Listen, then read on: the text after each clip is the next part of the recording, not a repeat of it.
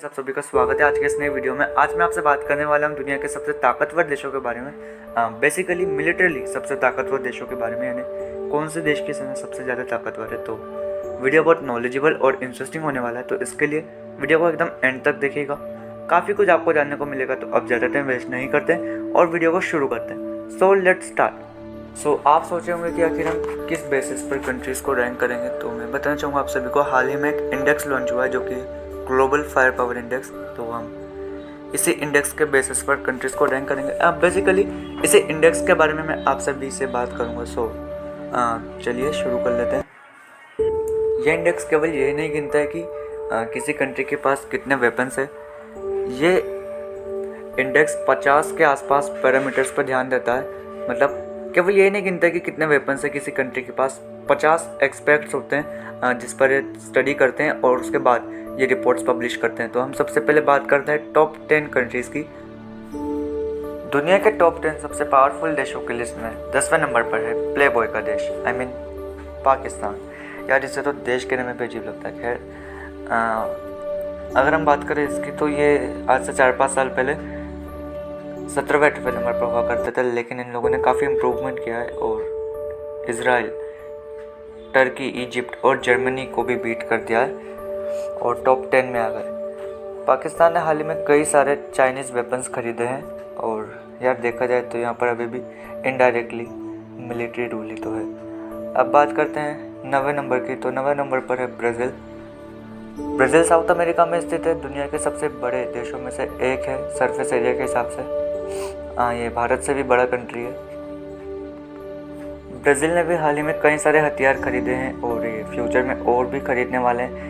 और ये जिन देशों से हथियार खरीदने वाले हैं उनमें से एक भारत भी है, क्योंकि काफ़ी ज़्यादा इंटरेस्ट है ब्रह्मोस खरीदने में और आकाश डिफेंस सिस्टम खरीदने में और तेजस M2 खरीदने में भी। हो सकता है ये भारत से बहुत से हथियार खरीदे।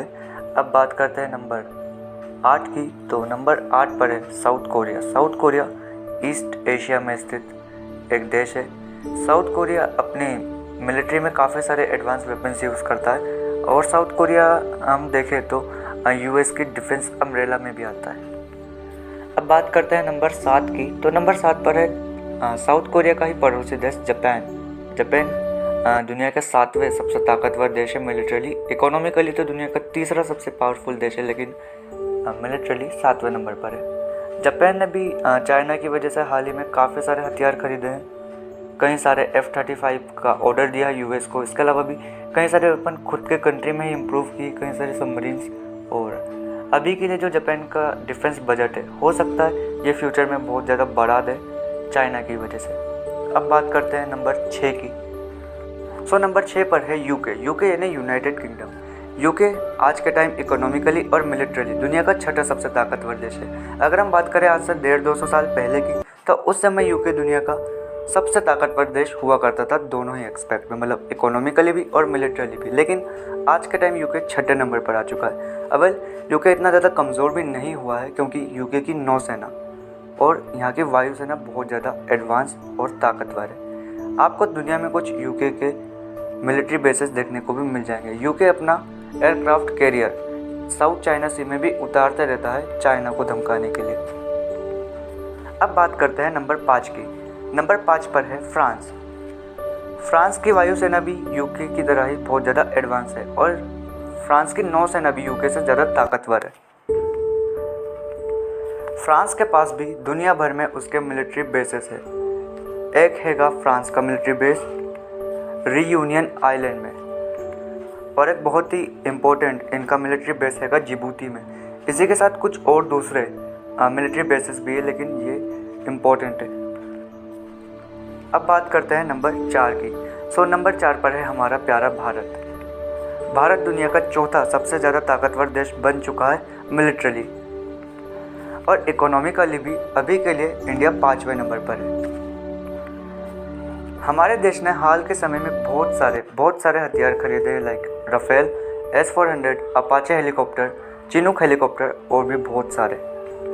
और ऐसा नहीं है कि भारत ने केवल हथियार खरीदे हैं, हमारे देश में भी DRDO ने कई सारे बेहतरीन हथियार डेवलप किए, लाइक आकाश डिफेंस सिस्टम और ब्रह्मोस का नेक्स्ट जनरेशन वाला वेरिएंट और तेजस M2 के अलावा बहुत ही ज़्यादा खतरनाक BMD सिस्टम और भी कई सारे प्रोजेक्ट्स पे भारत अभी भी काम कर रहा है। लाइक M का भारत अपना 5th जनरेशन M का बना रहा है और अपने और दूसरे एयरक्राफ्ट कैरियर पर भी काम कर रहा है जो कि INS विशाल।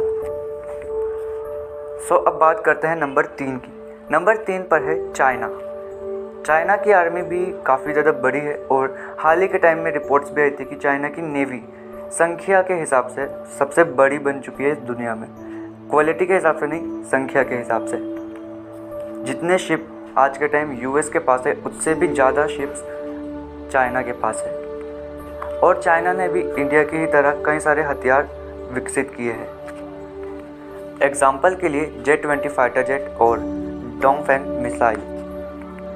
इसके अलावा भी चाइना ने काफ़ी ज़्यादा इन्वेस्ट किया है अपनी नेवी पर, जिसकी वजह से इनकी नेवी अभी के लिए संख्या बल के हिसाब से दुनिया की सबसे बड़ी नेवी बन चुकी है। अब बात करते हैं नंबर 2 की, तो बिना किसी डाउट के नंबर 2 पर है रशिया। लेकिन रशिया ज़्यादा सालों तक अपने सेकेंड रैंक बचा नहीं पाएगा ऐसा लगता है, क्योंकि चाइना और इंडिया जितनी तेज़ी से ग्रो हो रहे हैं, विशेषज्ञों का मानना है कि रशिया आने वाले 10-15 सालों में नंबर 3 या नंबर 4 पर भी आ सकता है। पिछले बहुत ही ज़्यादा टाइम से रशिया ने अपना डिफेंस बजट बहुत ज़्यादा बड़े लेवल पर नहीं बढ़ाया है, जबकि इंडिया और चाइना दोनों ही अपना डिफेंस बजट अपनी इकोनॉमी की ग्रोथ रेट के साथ साथ बढ़ाए जा रहे हैं। तो इसलिए माना जा रहा है कि रशिया फंड्स की कमी की वजह से ज़्यादा तेज़ी से हथियार डेवलप नहीं कर पाएगा और इंडिया और चाइना रशिया को रिप्लेस कर देंगे और हो सकता है कि रशिया आने वाले 10-15 सालों में नंबर 4 पर आ जाए।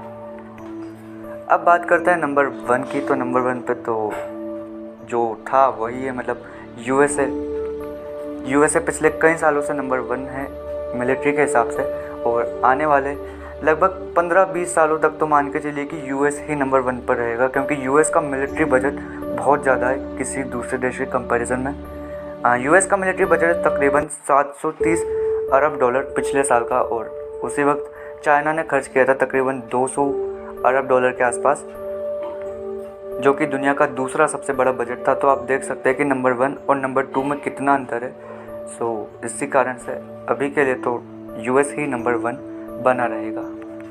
और बाकी हम देखें तो इस ग्लोबल फायर पावर इंडेक्स में तकरीबन 138 देशों को रैंक किया गया है। दुनिया में यूनाइटेड नेशंस में जितने कंट्रीज़ है वो है 193, और उनके अलावा भी कुछ दूसरे रीजन्स और क्षेत्र अपने आप को कंट्री डिक्लेयर करते हैं, लेकिन उन्हें इस रैंक में शामिल नहीं किया गया है, और 138 कंट्रीज़ को ही रैंक किया गया है। जिन कंट्रीज़ को रैंक नहीं किया गया है उनके पास इस मात्रा में मिलिट्री नहीं थी कि वो इस इंडेक्स में शामिल हो सके। सो 138 नंबर पर जो है वो है भूटान। अवेल भूटान 138 नंबर पर है, तो इसका मतलब ये नहीं है कि भूटान सबसे कमज़ोर देश है, क्योंकि और बाकी के देश उनको तो इस जो इंडेक्स है इसमें रैंकिंग भी नहीं दी गई है, तो ये मत समझिएगा कि भूटान सबसे कमज़ोर देश है। हाँ, अगर इस इंडेक्स की बात करें तो इस इंडेक्स में तो भूटान सबसे कमज़ोर देश है। सो आज के लिए इतना ही। आई होप आपको ये वीडियो पसंद आया होगा। अगर वीडियो पसंद आया तो इसे लाइक और शेयर जरूर कर दीजिएगा, और अगर आप चैनल पर नए हैं तो ऐसी इंटरेस्टिंग और नॉलेजेबल वीडियोस देखने के लिए इस चैनल को सब्सक्राइब करने के साथ साथ बेल आइकन को ऑन भी जरूर कर लेना। तो मैं मिलता हूँ आपसे अगले वीडियो में, तब तक के लिए बाय।